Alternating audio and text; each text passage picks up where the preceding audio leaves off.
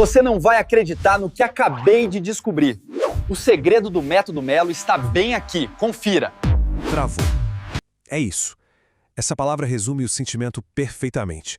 O conhecimento está lá, guardadinho na memória, as regras estão na ponta da língua, só que na hora H, na hora de conversar, parece que sobe um muro. É exatamente esse ciclo de frustração que a gente começa a quebrar agora. Então vamos para a primeira parte, entender esse tal de bloqueio do inglês. Afinal de contas, por que isso acontece com tanta gente? A raiz do problema, olha só, pode estar justamente na forma como a maioria de nós aprendeu a estudar um idioma. E aqui está o ponto mais importante para começar a mudança. É preciso entender que a culpa não é de quem aprende. Pensa bem, os métodos tradicionais focam muito em decorar lista de vocabulário, preencher lacunas, ou seja, preparam para uma prova, não para uma conversa de verdade. Eles foram criados para a gente estudar o idioma e não para usar o idioma. Isso nos leva direto para o primeiro grande mito, talvez a maior barreira mental de todas. Aquela regra que todo mundo já ouviu 1 milhão de vezes, não pode traduzir, tem que pensar em inglês. Mas será que isso é verdade mesmo? Olha só o contraste. De um lado tem essa regra que muitas vezes mais paralisa do que ajuda.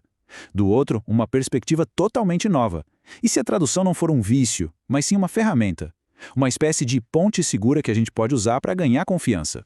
E essa ideia não é um chute não, ela se baseia em algo bem concreto. Cerca de 90%, isso mesmo, 90% das frases em inglês podem sim ser traduzidas literalmente do português. O que isso quer dizer? Que aquela intuição que a gente já tem na nossa própria língua é, na verdade, um superpoder e não um defeito que precisa ser eliminado. O conceito que explica isso é o de línguas primas. É fácil de entender. Pensa assim, o espanhol é como se fosse uma língua irmã do português, né? Super parecida. Já o inglês seria como um primo. É diferente, claro, mas a família é a mesma. A lógica por trás da estrutura é familiar, e a nossa mente reconhece isso. Essa semelhança é uma vantagem gigantesca que a gente pode usar. Ok, se essa lógica de línguas primas faz sentido, então o que a gente faz com a gramática? Bom, isso derruba o segundo grande mito, aquela ideia de que é preciso decorar a gramática. A proposta aqui é bem diferente. Trocar a decoreba pela lógica pura.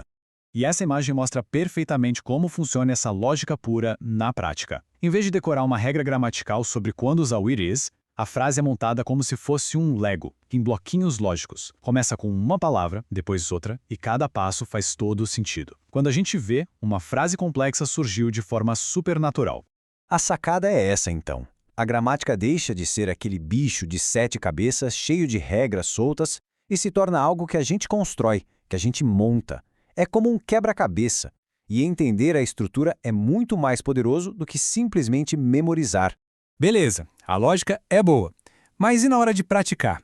Como fazer isso funcionar de verdade? Aí a gente entra no segredo da prática eficaz. A ideia aqui se apoia em duas coisas.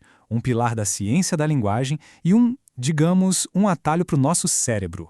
O pilar científico é a teoria do input compreensível, de um linguista super renomado chamado Stephen Krashen. A ideia dele, na verdade, é bem simples. A gente adquire uma língua de verdade não quando se força a falar, mas quando se entende o que está sendo dito, seja lendo ou ouvindo.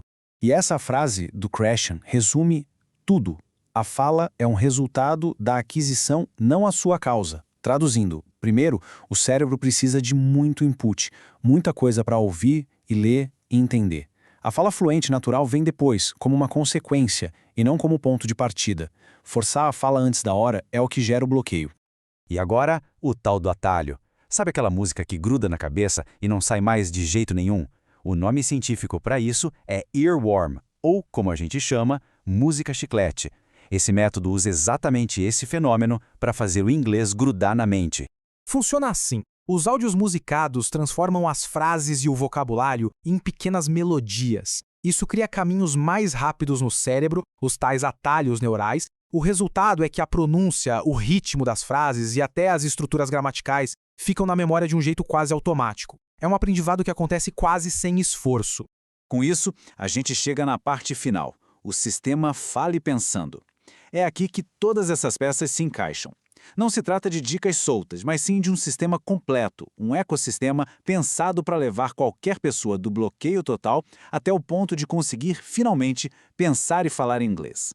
E olha só como esse ecossistema é completo. Tem as videoaulas que explicam toda essa lógica pura, tem os áudios musicados para fazer tudo grudar na mente, tem aulas ao vivo para colocar em prática e até livros com historinhas curtas para aplicar o conhecimento num contexto real e divertido.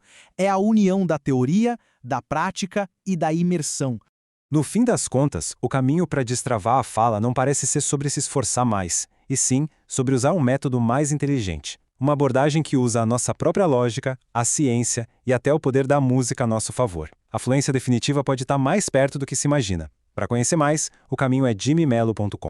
Para saber mais sobre o Método Melo, clique no botão e venha nos conhecer. Te vejo lá!